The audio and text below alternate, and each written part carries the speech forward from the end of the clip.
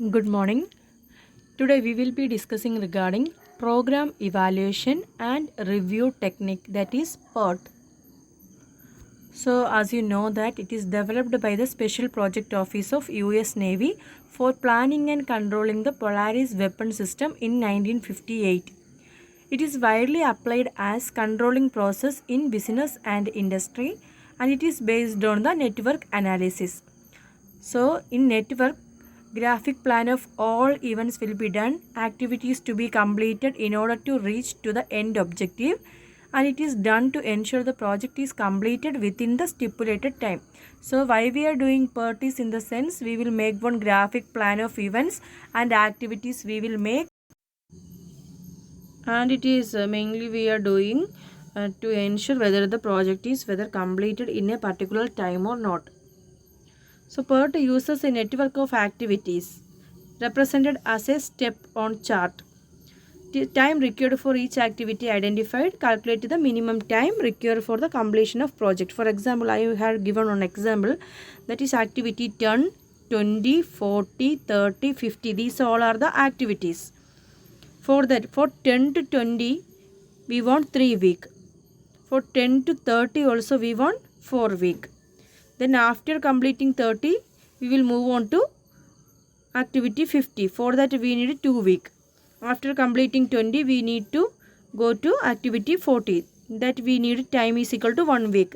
So like that we will arrange the activities according to the priority. Then we will stipulate the time also. Then PERT mainly include a finished project also. Then total time and budget needed to complete the project.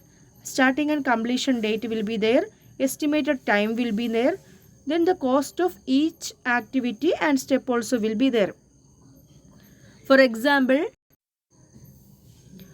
prepare foundations, that is duration is 7 days. Make and position door frames, that is 2 days. Lay drains, floor base and screen, that is 6 days. Install service and settings 8 days. Like that the things, that is making for on carpenter work things have given, and how many hours or days are needed for making that one also given. Like these things then they have represented in the graphical chart. So components of PERT model. So two components are there, that is activity and events. So activity means an activity represents an action and consumption of resources, that is time, money, energy required to complete a portion of a project. Activity is represented by an arrow. So activity means what are the things we used for completing that particular action, like time, money, energy, etc. So A is called an activity, A. So I to J we need some of the things like time, money, energy. So for that we have represented the activity as A. Then event. Event is second component of the PERT. So in event, an event or node will always occur at the beginning and end of an activity. The event has no resources and it is represented by a circle. The ith event and the ith event and jth event are the tail event and head event respectively.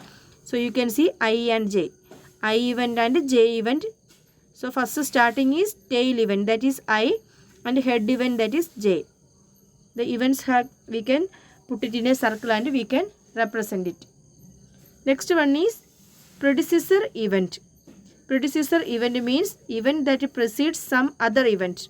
Single or multiple predecessor events are there. Then successor event.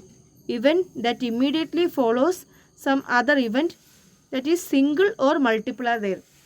So predecessor event means some events that precedes other events. So some events are there that first we will consider the predecessor event, then we will move on to the main event. So successor event means after the main event we will do some other activity, that is last activity is called successor. Then we will see some of the time limits, that is optimistic time we will represent it as O, pessimistic time, that is P, expected time T, most likely time is M. Then some other important points are slack and float, critical path, critical total float activity, lead time and lag time.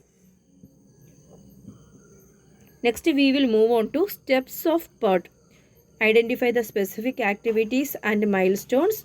So first and foremost step of the PERT is, so for suppose we want to do one advertisement or we want to start a company. So for that first activities we have to identify the specific activity and milestones we have to identify. Then second important step is determine the proper sequence of the activities. Which activity or which work we have to start first. Then construct a network diagram. We have to construct a network diagram like a PERT model. Then we have to estimate the time required for the each activity. So for building a house means how many packets of cement needed, how many manpowers are needed, that are all things coming under the action. Then for building the floor, building the wall, building the gate, how many days are needed, that we have to depict in a PERT chart. Then determine the critical path and update the PERT chart as the project progress. So this is regarding the PERT chart. Hope you understood. Gantt chart will be dealing in next video. Thank you.